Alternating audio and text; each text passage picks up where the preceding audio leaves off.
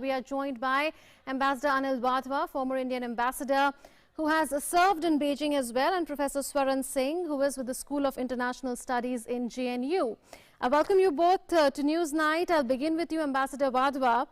Ambassador, China says that Taiwan leadership is secessionist and that they will inevitably become part of the mainland. Taiwan says it is independent.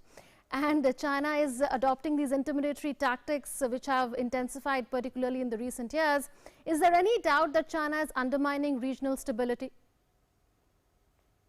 Well, clearly the aggressive actions of China are definitely affecting regional stability and peace and prosperity in the region. Now, of course, the Chinese stand is that Taiwan is a part of China, and whether the reunification, as it calls it, will take place by peaceful means or by military force, that is a question which remains to be answered. Whereas Taiwan, under the current government at least, has made it very clear that they would not like their democratic way of life to be affected. We also have a bit of ambiguity as far as the other countries who are involved are concerned.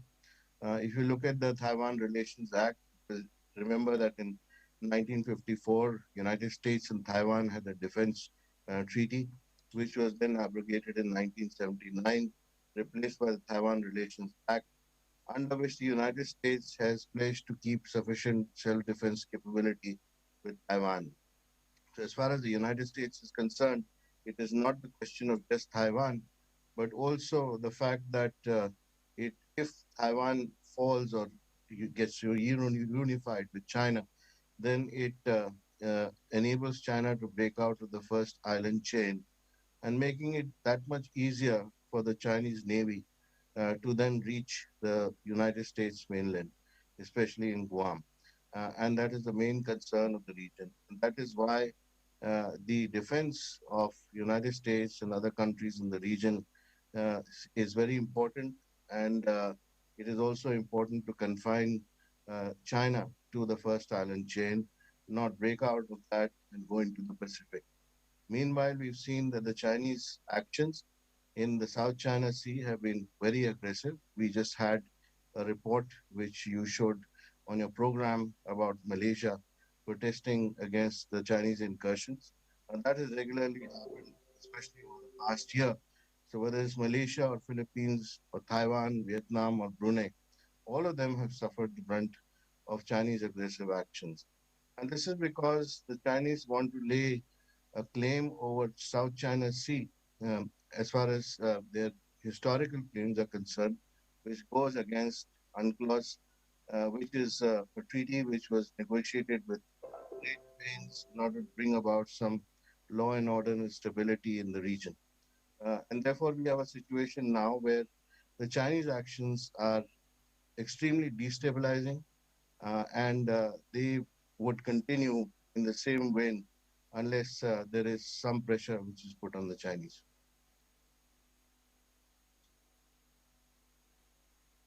China be dealt with considering its belligerence in the South China Sea, which is only increasing with time? Yes. Can you hear me, Professor Singh? Okay, that question is for me. Good.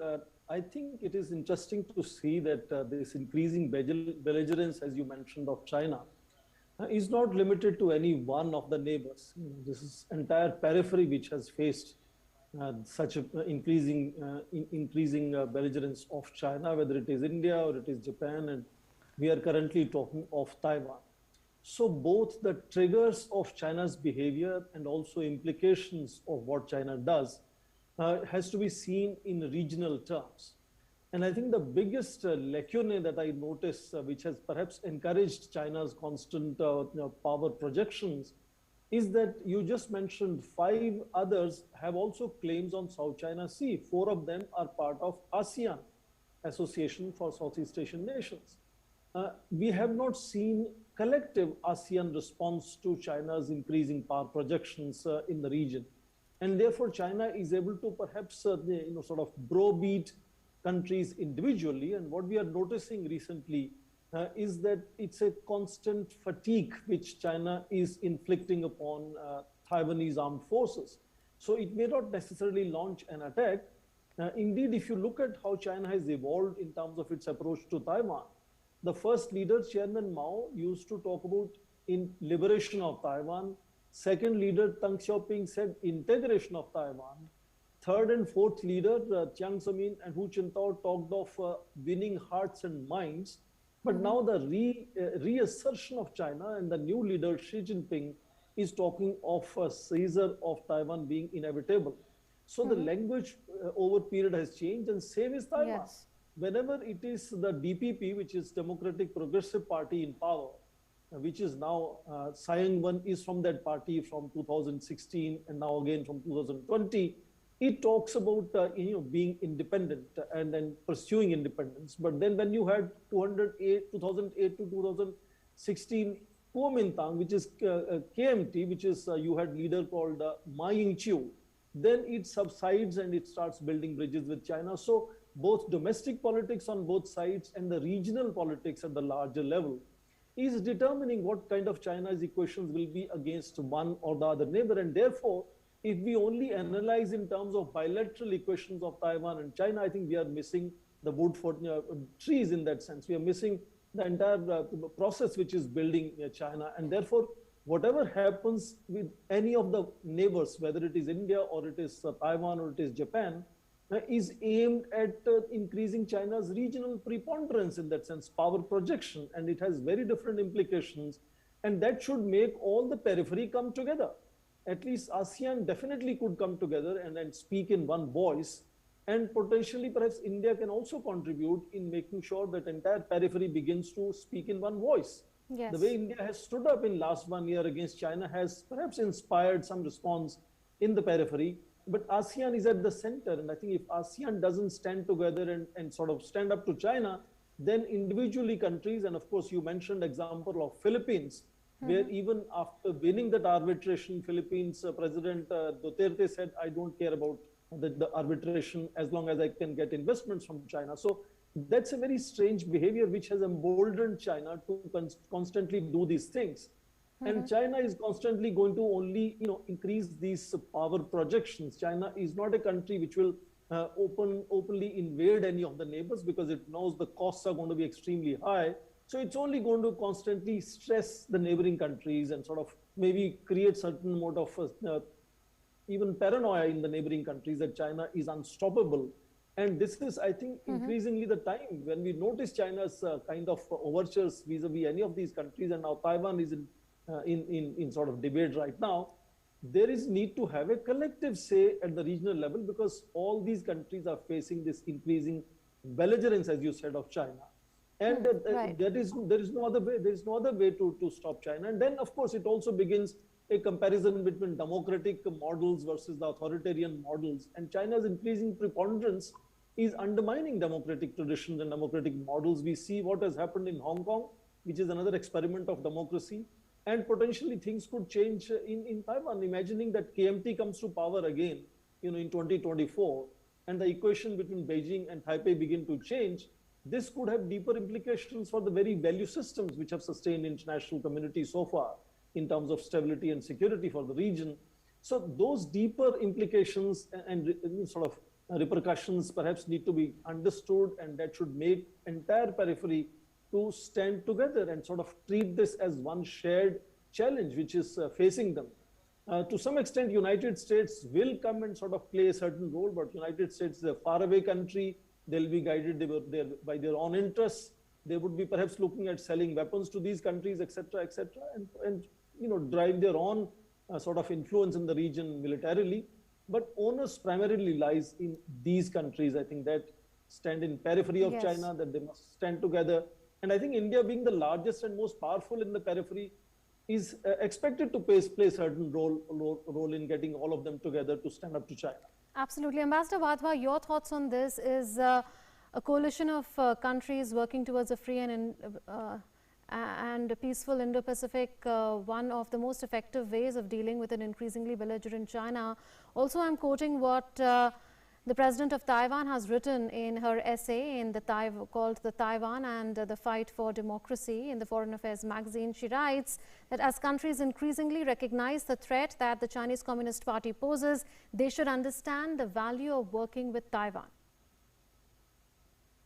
Well, she's absolutely right in saying that. But the question remains that it's extremely difficult for countries of ASEAN today to come together and take a common stand. And there are many reasons for that. One is, of course, the enormous amount of economic dependence that Chinese have created with the ASEAN countries. In fact, all the countries that are in dispute with China in the South China Sea are the ones who have a very close economic relationship and dependency on China. That's the reason number one. The second issue is that they have been collectively trying to negotiate a code of conduct for the South China Sea for a number of years now. Even though the Chinese wanted to deal with these countries individually, and the ASEAN finally realized that it was important to stick together and to try and hammer out a combined agreement, which would then give them some amount of leverage as far as the Chinese are concerned. And the result is that we haven't seen a code of conduct actually take place or materialize so far. It suits the Chinese to actually drag out these negotiations because the intimidatory tactics and the tactics of occupation of disputed islands, their militarization, and then popularizing them, populating them with their own countrymen, would serve their purpose, lay claim to these islands in the long term, and make their physical presence on these islands felt. And as a result of which, according to customary international law, the Chinese hope that they would then say that combined with their historical claims and customary international law, that they have a right and this is their territory in the South China Sea. We've already seen, for instance, new laws that the Chinese have enacted about rights of passage, reporting to the Chinese authorities when ships pass through this so-called Chinese territory. And their Coast Guard has been given extraordinary powers now to interdict any vessel which is passing through or in so-called violation of their claims in the South China Sea, which are actually illegal claims. So we are seeing a situation where there is an unequal sort of fight, so to speak, between China and individual countries. Right. And I completely agree that unless there is a combined effort and a code of conduct is hammered out, this will continue to happen in the South China Sea at least. Taiwan is, of course, another question because China considers Taiwan to be part of its territory. And these are intimidatory tactics, pressure tactics, psyops, and tactics to wear down the Taiwanese through squeezing them as far as the international relationships are concerned, also squeezing them economically and creating dependencies and the hope that one day there would be a government which will be favorable for reunification with the mainland. Right. Quickly, Professor Swaran Singh, if you could come in on this, that we've heard the UK Foreign Secretary say that they welcome an AUKUS-like security alliance that they've had with the US as well as with Australia, but they would like such alliances with other countries as well. And she named India, Japan, as well as Canada. Do you see AUKUS as well as Quad, and there's no link between the two as of now? One is a military alliance and the other is looking at global good, so to say, in the region with socio-economic development. But are these groupings providing some balance or restoring some balance in the wake of China's belligerence in the region? There is no doubt, other than having the entire periphery come together, these are multifaceted initiatives like quadrilateral security framework and now AUKUS, which is Australia, UK and US. And you would remember that President Donald Trump had also revamped the Five Eyes, which is where Canada, Australia, New Zealand, the US and UK again come together in terms of intelligence network, keeping an eye on what China is doing. So there are multiple initiatives that are happening, but we should also notice how you mentioned AUKUS. soon after returning from United States, Scott Morrison has been simply defending himself. He's gone to the extent of saying China is welcome to join the Quad and that this is not a military alliance. That shows, as Ambassador just mentioned, the kind of deep pockets advantage that China carries with each of these nations. So even if sometimes they come together and take an initiative being very, very concerned about their shared China challenge, individually, each of them starts immediately backtracking on what they have already committed. So Australia is a clear example of damage limitation effort where they're trying to deal with the so-called wolf warriors of Beijing by making sure that this is not really seen the way world is now advertising. The whole media of the world said it is a military alliance. Then you saw prime ministers of India and Japan celebrating and complimenting United States to start AUKUS. Instead of seeing Quad and AUKUS being sort of undermining each other, they said they are going to complement each other. Now, with so much of advertisement and focus on AUKUS, obviously Scott Morrison, the Prime Minister of Australia, felt that he needs to sort of protect his country against Chinese anger or angst or anxiety leading to, again, certain kind of harsh behavior. So individually, countries still backtrack because they have enormous dependence, as Ambassador mentioned, on China's economic leverages. Yes, but it's a different ball game when different countries come together and have such understandings. That's all the time that we have for this. Professor Swaran Singh and Ambassador Wadhwa, thank you so much for having joined us with your views in Newsnight tonight. Back home, Prime Minister Narendra Modi inaugurated Azadi at the rate 75 New Urban India Transforming Urban Landscape